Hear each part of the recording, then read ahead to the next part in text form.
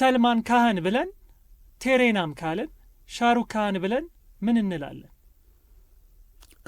ያው አንተ ውስጥ አሁን ለምን ቴሬናም አልክ? በመጀመሪያ ልዩ ፍቅር ነበር የነበረው በሰዓቱ። አየው አንተ የሆነ የራስ የሆነ ፊልሙ ያሳደረብህ ጫና ስላለ ማለት ነው። ሻሩክ ካህን ብለህ አሁን አንዳንዱ ኩችኩችታ ይላል፣ አንዳንዱ ድልቶ ፓገል ይላል፣ አንዳንዱ ዲልዋሊ ዱልሆነ ልጄንግ ይላል፣ አንዳንዱ ከልሆና ሆ ይላል። ብዙ አማራጭ አለ። የቃሲም መካን እፈልገዋለሁ አሁን። ኦኬ በእኔ በኩል እኔ ከሻሩክ ፊልሞች አታስዋሸኝና ማስበለጥ አይሆንብኝና ሁሉንም በጣም ወዳቸዋለሁ። ግን ዲልዋሊ ዱልሆነ ልጄንግ የሚለው ፊልም ዲዲኤ ልጄ በጣም ይለይብኛል። በጣም የምወድበት ትልቁ ምክንያት የዛ ፊልም ስኬት ዛሬ ዓለም ሻሩክን ማግኘት ትችላለች። በጣም የሚገርም ነው። አሁንም ድረስ ቅርብ ጊዜም ሐውልት ቆሞላቸው ሻሩክ ካህንና ካጀል ሆነው ተመርቋል በትልቅ ድምቀት። እንትን በነሐስ የተሰራ ሐውልት እንግሊዝ ውስጥ። በነገራችን ላይ እሱ ሐውልት ሊቆም የነበረው ባለፈው እንግሊዝ ውስጥ በነበረ ረብሻ አልፎ ነው እንጂ ልክ ፊልሙ ለእይታ የበቃበት 30ኛ ዓመት ላይ ነበረ። አሁን ከረፈደ በኋላ ተራዝሞ ነው እንጂ 30ኛ ዓመቱን ጠብቀው ለሲኒማ ባቀረቡት ሰዓት ላይ ሪሊዝ አድርገውት ነበር። በዛ ሰዓት ላይ ሐውልቱ ሊመረቅ ነበረ። አሁን በዛ የሆነ በተፈጠረ ግርግር አለፈና አሁን ቆይቶ መረቁት። ዓለም ሻሩክ ካህንን ያገኘችበት፣ ሻሩክ ካህንን ትልቁ አክተር ያስባለበት፣ የፍቅር ንጉሥ የተባለበት ዋና ፊልም ነው። የዛ ፊልም ስኬት በነገራችን ላይ የአንድ ፊልም ስኬቱ አንድ አክተርን ስታብሊሽ ያደርጋል። የአንድ ፊልም ውድቀት ደግሞ ትልቅ አክተርን ዲሞሊሽ ያደርጋል። ስለዚህ ያ ፊልም ዲዲኤ ልጄ ባለውለታችን ነው። ሻሩክ ካህንን ከፍ አድርጎልናል። ብዙ ጊዜ እኛ ሀገር ህንድ ፊልሞችን ስናይ በሰዓቱም ነው የምልህ አክተሮቹን በስማቸው የመያዝ በትክክለኛ ስማቸው የመያዝ ብዙም ልምዶ የለንም። ምክንያቱም ፊልሙ ላይ በጣም ፊልሙ የተወደደላቸው ፊልም ላይ በዛ ስማቸውን የምንይዘው ከድሮም ማለት ነው። ለምሳሌ ደርከን ላይ ብትሄድ ራጁ እና ራጃ ይባላል። ፊልሙ ላይ በነበረው ካራክተር ነው ስም ስቲል እየጠራቸው ያለው እና እንደው ስለ እነሱ አጫውተኝ እስኪ። ምን መሰለ ቀደም ብሎ የሚቀመጥ ነገር አለ አይደለ? ከኛ በፊት የነበሩ ተመልካቾች በጣም ብዙዎቹ ያስቀመጡላቸው ስም ነው ማለት እነዚህኞቹ ላይ ሳይሆን በፊት የነበሩት ላይ የተጠቀሙት ይሄን መንገድ ነው። ፊልሙ ላይ ያለውን ካራክተር በጣም የወደዱትን ካራክተር ገጸ ባህሪ ስም ለአክተሩ ሰጥተውት ይሄ እኮ እከሌ ነው ይባላል። ምሳሌ አሁን ቅድም ስናወራ እንኳን አሻንቲ ስል ወዲያው ገብተዋል። አንተ ህንድ ውስጥ አሁን አሻንቲ የሚባል አክተር የለም፣ ተዋና የለም። አምሪሽ ፑሪ ነው። እንደገና እኛ አዲስ አበባ የሚጠራበትና ናዝሬት የሚጠራበት ጎንደር የሚጠራበት የት ይለያያል። እሱ አይደለ ግር የሚያስብለው። እስቲ ንገረኝ እዴ ቦዲ እዚህ አሁን የሆነ ናዝሬት ምናምን ቦዲው ካሉት ሱሉል ሼቲን ወደ ሌላ ክልል ደግሞ ጫንቃው ይሉታል። አሁን እንግዲህ አስቡ እንትን እኮ አይደለም። የሆነ አካባቢ ላይ ደግሞ አርጁን ይሉታል። ገብቷል አይደል? በሆነ ካራክተር ተሰይሟል። በሚወደድበት ካራክተር ማለት ነው። በሚወደድበት ካራክተር ከሌሎች ፊልሞች በተለየ ህንድ ፊልም ላይ ስትመጣ ሰዓታቸው ትንሽ ረዘም ይላል እና ጨዋታ ላይም እንደውም እያወራ ወሬ ትንሽ ረዘም ካለ ህንድ ፊልም ያለ እንደ ይባላል አስፈሰልከው ይባላል። እና እሱ ነገር ከየት የመጣ ነው? እንደው ፊልማቸውን በአጭሩ ሰብሰብ አድርገው እንደው በአንድ ሰዓት በሁለት ሰዓት ያለ መጨረስ ነገራቸው ከምን የመጣ ነው ብለህ ታስባለህ? አንደኛ ነገር ምን አለ መሰለህ ጊዜ ማኔጅ ማድረግ ምናልባት ከቅርብ ጊዜ ወዲህ የመጣ ነገር እንጂ ድሮ ሰፊ ጊዜ ነበር። ማንኛውም ሰው ፊልም ለማየት ሰፊ ጊዜ አለው። እንዲያውም ድሮ በልጅነት እርግጠኛ ነኝ ስታይ አጥሮብህ እንጂ ረዝሞብሃል አንተ። እኛ በጣም ደስ እያለን ስለሆነ የምናየው አጥሮብን ነበር የምንወጣው። ተመልካቹ መጣደፍ ሲጀምርና ጊዜ ማኔጅ ማድረግ ስትጀምር ሰዓት እያጠረ ሲመጣ ከጊዜ ጋር ያው እያደግ ስትመጣ ሁሉም ነገር ሩጫ ይሆናል አይደለ? በዛ ውስጥ እርዝመቱ ሊታይህ ይችላል እንጂ ድሮ ግን አልነበረም። ግን ዋናው ነገር በፊልማቸው ላይ ፍቅር አለ፣ አክሽን አለ፣ ድራማ አለ፣ ኢሞሽን አለ፣ ከዛ በተጨማሪ ሙዚቃ አለ። እነዚህን ሁሉ ነገሮች በአንድ ፊልም ላይ አቅፈ ማግኘት በራሱ በዛ ሰዓት መጨረሳቸው ተአምራዊ ነው። ለምን በዛ ሰዓት አያልቅማ። ለእያንዳንዱ ሴክሽን ስንት ከ30 ደቂቃ ስጠውማ 5ቱን በ30 ደቂቃ ላድርገው ብትል ከዛ በላይ ያስኬዳል።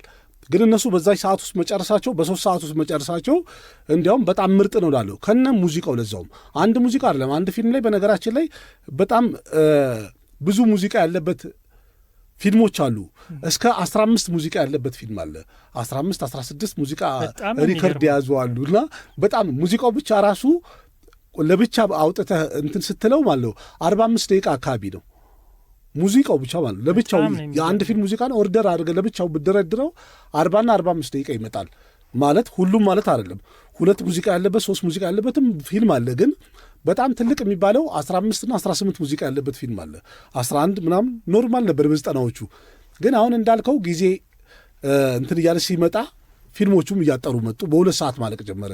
ኢቨን 1 ሰዓት ተኩልም ያለቁ ፊልሞች አሉ ያለ ሙዚቃ። ግን እነዛ ይከስራሉ፣ አያተርፉም። ስለዚህ ከበፊት የመጣ የእነሱ ልምድ ነው ማለት ነው። ትክክል፣ በትክክል በጣም የሚገርም ነው። ትልቁ ረጅም ሰዓት ወሰደ የሚባለው ህንድ ፊልም ታስታውሰዋለህ? ረጅም ሰዓት ኤልኦሲ ካርግል ነው። 4 ሰዓት ነው። 4 ሰዓት ከነ ሙዚቃው ነው። ከነ ሙዚቃው ከነ ምናምን ነው። በነገራችን ላይ የጦርነት ፊልም ነው። ከሱ በላይ የሆነ ፊልም አለ? ከሱ በላይ እስካሁን ድረስ አላጋጠመኝ። ከዛ በታች ግን ያው 3:45 ምናምን ነገር አሉ።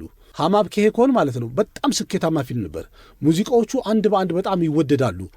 ኢቨን 1994 በፈረንጆቹ ለእይታ የበቃ ፊልም ነው እና የቤተሰብ ታሪክ ያለበት ነው። በሰርግ ዙሪያ ላይ የሰርግ ሴሬሞኒ ተከብረው ወይም ደግሞ ህንድ ውስጥ አንድ የሰርግ ፕሮግራም ኖሮ የዚህ ፊልም ሙዚቃ የማይጫወትበት የለም።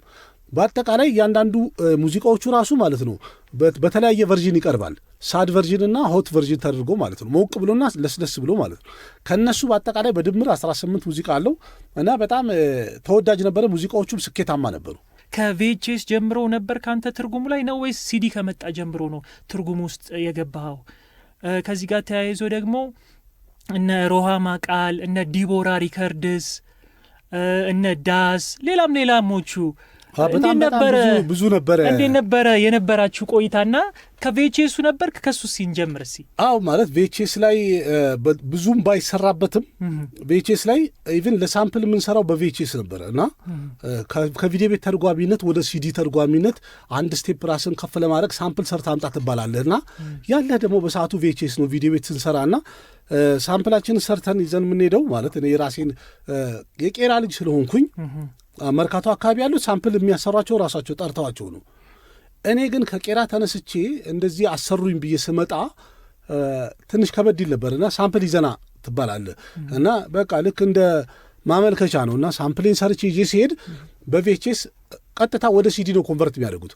እኔ ወደ ትርጉሙ ከመውጣቴ በፊት ኦልሬዲ እኔ ቪዲዮ ቤት የራሴ ቪዲዮ ቤት ነበረኝ። እሱ ላይም እኔም ተመልክቻለሁ። ብዙ የህንድ ፊልሞች ላይ በሲዲ የወጡት ላይ ትርጉሞቹ እስከ ቅርብ ጊዜ ድረስ ከቪኤችኤስ ላይ ተተርጉመው ከዛ መልሶ ወደ ሲዲ ይደረጋሉ። በጣም አሪፍ። እንደውም ከላይ ይታያል የቪኤችኤሱ የሆነ ትራክስ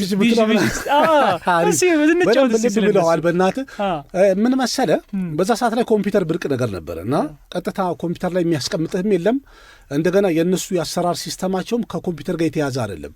ከኮምፒውተር ጋር የተያዘው ምንድን ነው? ቪኤችኤሱን ወደ ሲዲ ለማድረግ ቪኤችኤሱን እንደው ያው ጊዜ ነው እና ምንም ማድረግ አንችልም እንጂ በደንብ ስለዚህም አይወራበት እኮ ጊዜ ነው እና ምንም ማድረግ አንችልም እንጂ ያው የድሮ ጊዜ ያለ አይደለ ምንም አታረገም እንጂ የ3 ሰዓት ፊልምን ወደ ሲዲ ለመገልበጥ 3 ሰዓት ነው ፕሌይ የሚያደርጉት። አንተ በቀን ምን ያህል ፊልም ትተረጉም ነበር? እኔ እንደማስታውሰው አንተም ታረመኛለህ።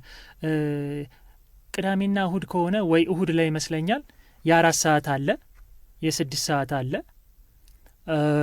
ከዛ የ8 ሰዓት አለ፣ ከዛ የ10 ሰዓት አለ፣ ማታ ደግሞ የ12 ሰዓት አለ። በፊት በየሰፈሩ የነበሩ ፊልም ቤቶች ላይ ፊልም ይደገማል። ተመልካቹ ራሱ ድገሙልን ብሎ ቀን ተይዞለት ፊልም ይደገማልና ስለሱ ነገር እስቲ በደንብ አጫውተኝ። ፊልም አይደለም ፊልም መደገም አይደለም። የሆነ ፊልም እየታየ ያለ የሚገርም ካራቴ ሲማታ ይታያል አይደለ? በኃይለኛው ይጨበጨባል ማለት ነው። እና ምንድን ነው ስትል መልሳት ያሁኗን የምትድገማት ወደኋላ አድርገህ ትመልሳትና ማለት ነው። ከዛ ጧ አድርጎ ሲማታ ይጨበጨባል። ቃሲም አንዴ ምናምን ሲለው እሺ ብለህ እንደገና አንድ 3-4 ጊዜ አስደግሞ አንድ ምትን ማለት ነው።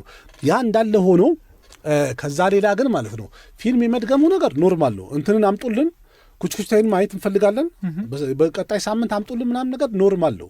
ይሄ ተመልካች ይጠይቃል። በብዙ ተመልካች ጥያቄ የቀረበ አስደናቂውና ተወዳጁ ኩችኩችታይ የተሰኘው ሻሩክና ካጅል ምናምን የሚሰሩበት ምርጥ ፊልም ነገ ይቀርብላችኋል ብለህ እንደ ዛሬ ትለጥፋለህ። ሰው ግር ብሎ ነው የሚመጣውና ሌላ ግን በጣም ማረሰው ነገር ሪቲክ ሮሽን ወደ ፊልሙ ዓለም አንድ ብሎ ከሆነ ፒያሬ በተሰኘ ፊልም የመጣ ሰዓት እኔ ቪዲዮ ቤት ሲታይ ማለት ነው ጭራሽ አልተጠበቀም ነበርና እንደዚህ ይሆናል ተብሎ አልተጠበቀም። ለምን አንደኛ አዲስ አክተር ነው፣ ስሙ አይታወቅም ምናምን በስም አልተለጠፈም፣ ግን ፖስተሩ በጣም ያምር ነበረ። በዛ የተነሳ የተወሰነ ሰው ገብቷል እና እያለ ማለት ነው እሁድ ስለነበረ መሄጃ ስለሌለው እያለ ብቻ ቪዲዮ ቤቱ ዘጭ አለ ማለት ነው። ፊልሙ ሲታይ ያበደ ሆነ፣ ምርጥ ፊልም ሆነ። በዛ ላይ ያው የእኛም ትርጉም እሳት ነውና እንደዚህ አይነት ፊልም ላይ በጣም በነገራችን ላይ የፊልሙ አይነት ተርጓሚን ይቀይራል፣ ያተረጓጎም ስልትን ይቀይራል። በጣም ሲመስጥህ ራሱ ማን አይደል ልክ እንደ እንትን ነው ርቦህ የምትበላውና ጠግበህ የምትበላው ምግብ እንደማለት ነውና ፊልሙ ልክ ሲመስጥህ ትርጉምህ ራሱ ይቀየራል። ቃላቶችህ ራሱ እየተለወጡ ይሄዳሉ። ይሄ እንትኑ ነው በቃ ኔቸር ነው፣ ያስገድድሃል። ለምን አንተም ራሱ እዛው በጥልቀት ትገባለህ ኢሞሽኑ ላይና በጣም ሰው ወደደው። በጣም ብዙ ሰው ተደነቀ። ብታምንም ባታምንም ከዛ በኋላ ማለት ነው 5 ሳምንት አካባቢ ማለት ነው ዘወትር እሁድ በቃሲም ቪዲዮ ከሆነ ፒያሬ ነበር። ደግሞ እንደዚህ ተፈጥሮ ሆኖ የሰው ልጅ ያሳለፈው ነገር በጣም ይናፍቀዋል ወደ ኋላ ስታየው ማለት ነው። ለምን ዛሬ ላይ በተለያየ ሩጫ ራስህ ቢዚ ስለሆንክ ያ ፍሪ የነበርክበት ጊዜ ነው የሚናፍቅ። በጣም ነፃ ሆንና ነበር ቪዲዮ ቤት እና የነበረው የተለያዩ ስራ እንሰራ የነበረው እና የልጅነት ጊዜው መቼስ ማይናፍቅ የለም። ትርጉም ፊልሞችን በስልካቸው ማየት የሚችሉበት ቀላል መንገድ ፈጥረናል አሁን ላይ። በምን አይነት መልኩ? አዲስ ቲቪ የሚል ጉግል ፕሌይ ስቶር ላይ የሚገኝ አፕሊኬሽን አለን። አዲስ አፕሊኬሽን ነው? እናንተ ናችሁ የዘረጋችሁት? አዎ 8 ወር ነው፣ ኢቭን አመት ሊሆነው ነው እንዲያውም። እሺ እንዴት ነው አጠቃቀሙ?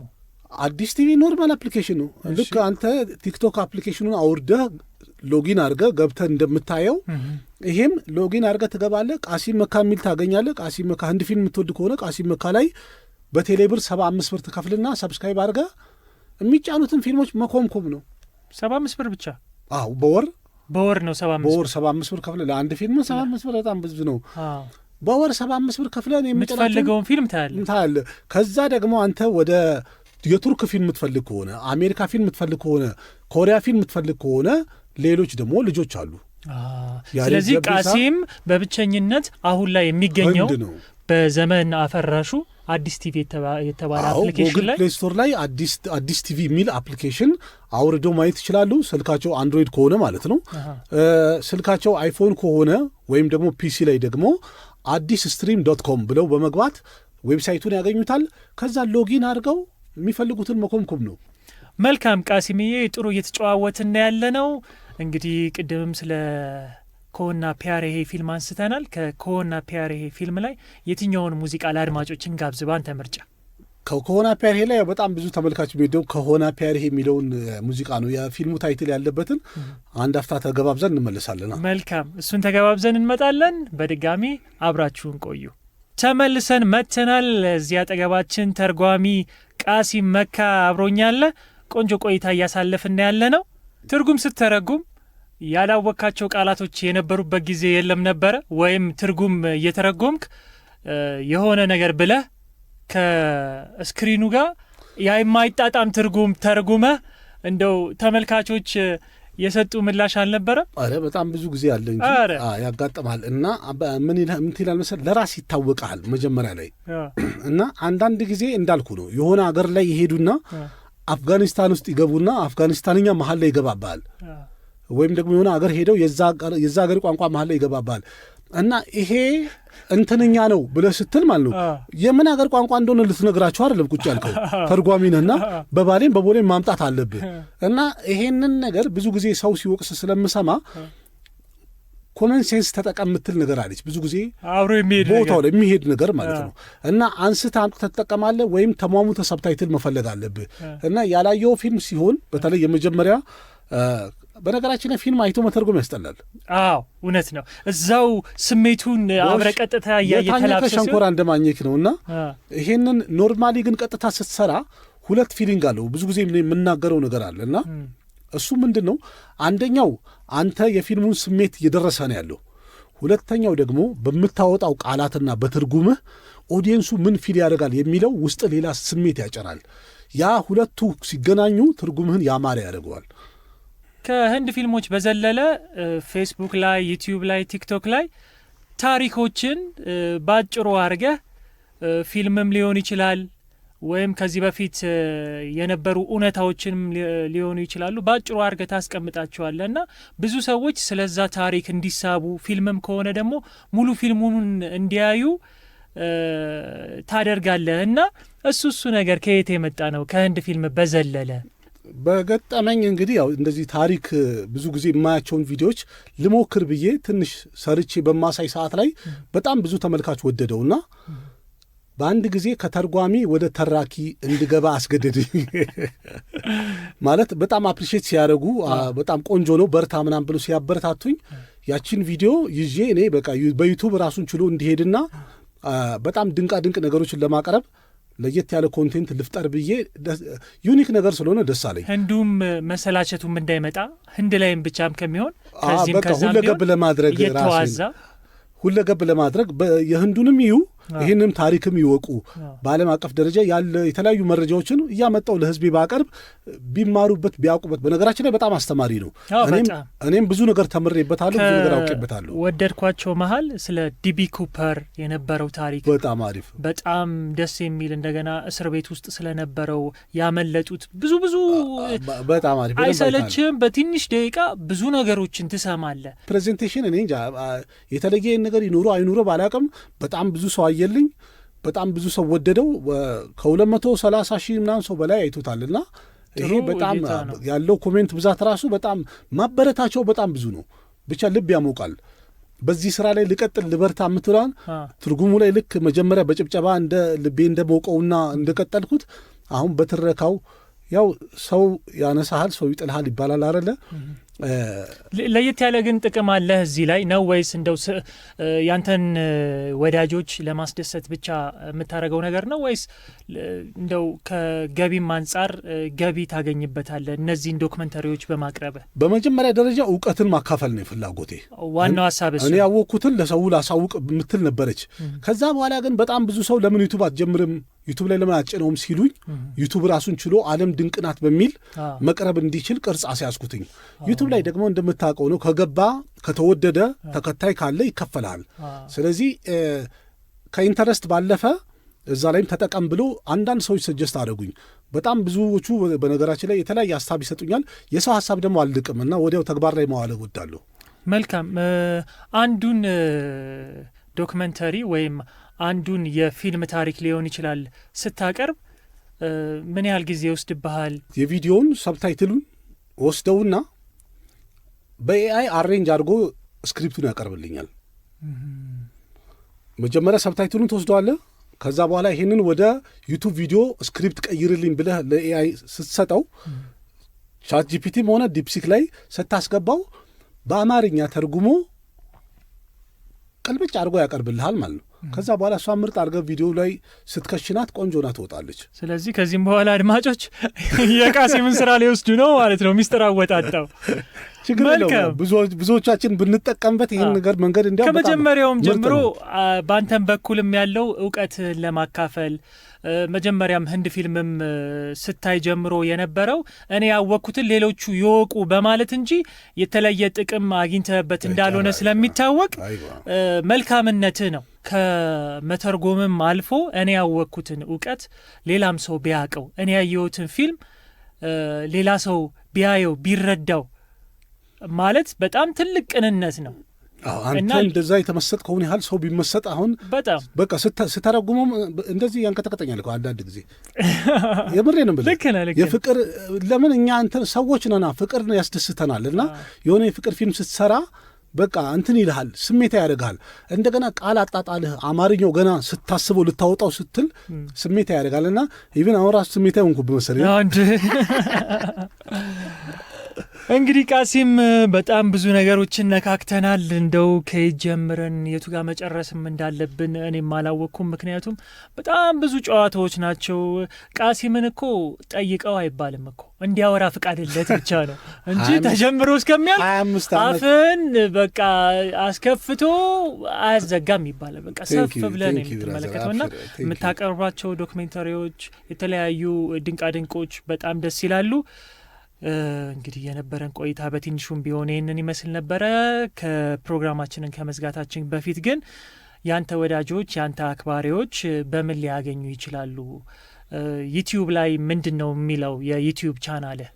የኔ ዩቲዩብ ቻናል በቃ ቃሲም መካ በአማርኛ ሰርች ታደረጉ ይሄኛው የህንዱን ወይም በህንድ ዙሪያ ላይ የተለያዩ መረጃዎችን የአክተሮችን ባዮግራፊ እንዲሁም አሁን ላይ ያሉ አፕዴቶችን የማቀርብበት ራሱን የቻለ አንድ ዩቲዩብ ቻናል አለኝ። ከስንት ሺህ በላይ ተከታዮች አሉት? እሱ አሁን 12,000 ደርሷል። መልካም። ከዛስ ውጪ ሌላ ቻናል አለ? ዓለም ድንቅ ናት የሚል ደግሞ አለ። እሱም በአማርኛ ነው። ስለዚህ 2 ቻናል ነው ያለ ማለት ነው። ተርጓሚ ቃሲም መካ የሚልና ዓለም ድንቅ ናት የሚለው ድንቃድንቆችን የምታቀርብበት ዶክመንተሪና በቃ የህንድ ማለት ነው።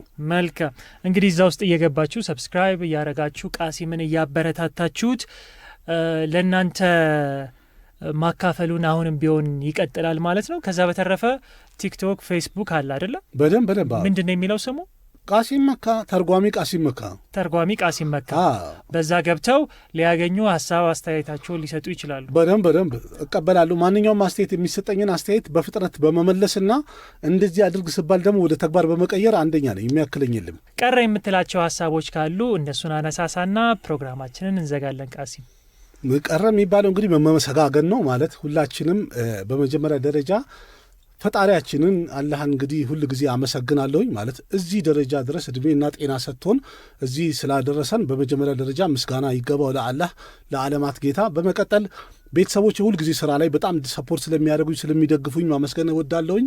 በመቀጠል ባለቤቴም ብትሆን እያንዳንዱ ስራዬ ላይ ከጀርባ ሆና በርታ አይዞ ወደፊት ያለች ታግዘኛለች። እሷንም በጣም ማመስገን እወዳለሁኝ። ሀኒ በጣም እወድሻለሁኝ። ከዛ በተጨማሪ እንዳለ የህንድ ፊልም ወዳጆች ቤተሰቦች በሁሉም ሶሻል ሚዲያ ማለት ይቻላል በርታ አይዞ ከጎንህ ነን ወደፊት ቀጥል በርታ እያሉ የሚያበረታቱኝ የሚሰጡኝ ድጋፍ ፍቅር ሁል ጊዜ ያው ቅድም እንዳልኩት ነው። ከተርጓሚ ወደ ተራኪ ከመንደር አንስተንስቺ ያው ተርጓሚ ሆኛለሁኝ። አሁን ደግሞ ተራኪ ሆኛለሁኝ። ወደፊትም እንደዚህ ይቀጥላል። በእናንተ ፍቅር ሁሉም ነገር ይቻላል። በጣም አመሰግናለሁኝ። እወዳችኋለሁ። መልካም ቃሲም፣ ስለነበረን ቆይታ ከልብ የማመሰግነው። ስትከታተሉ የነበረው ዳዊት ፖድካስት ከዳዊት ጋር ቆይታ በትርታ 97.6 FM ላይ ነበረ። የነበረን ቆይታ ይህንን ይመስል ነበረ። በሌላ ፕሮግራም እስከምንገናኝ ድረስ ቸር ቆዩልን።